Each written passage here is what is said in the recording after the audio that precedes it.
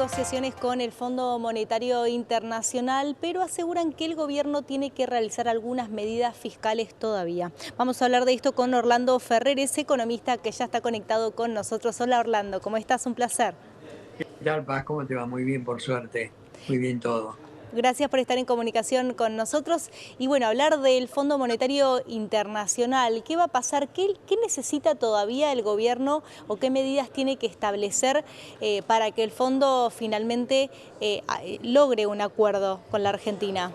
Bueno, en principio estuvieron Caputo en Washington, después vinieron una emisión del fondo que estuvieron acá con los economistas del gobierno y con otros.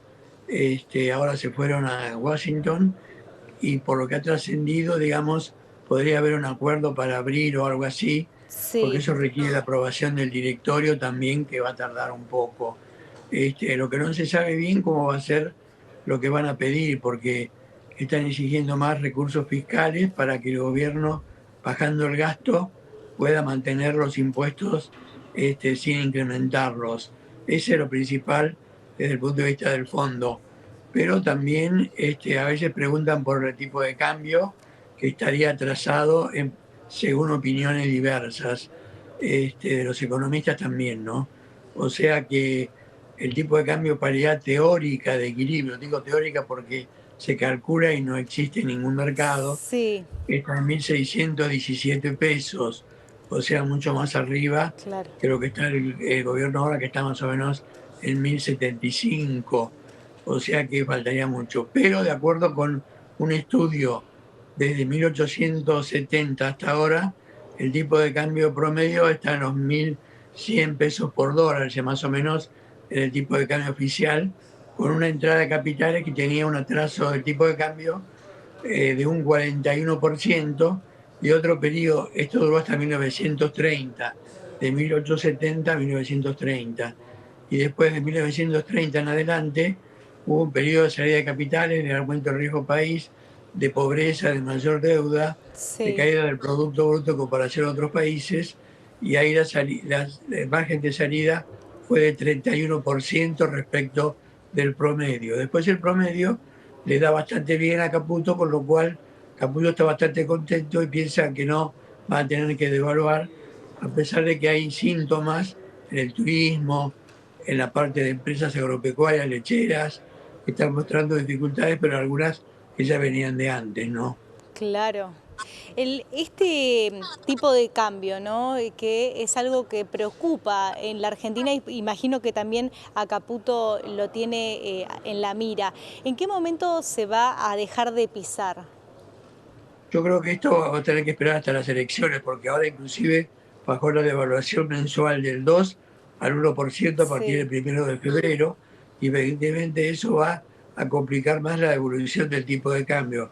Por más que se bajaron las retenciones a la soja y a los sectores industriales de las distintas economías regionales, se lo puso en cero, evidentemente como un estímulo para que liquiden las exportaciones y haya dólares frescos a pesar de todo.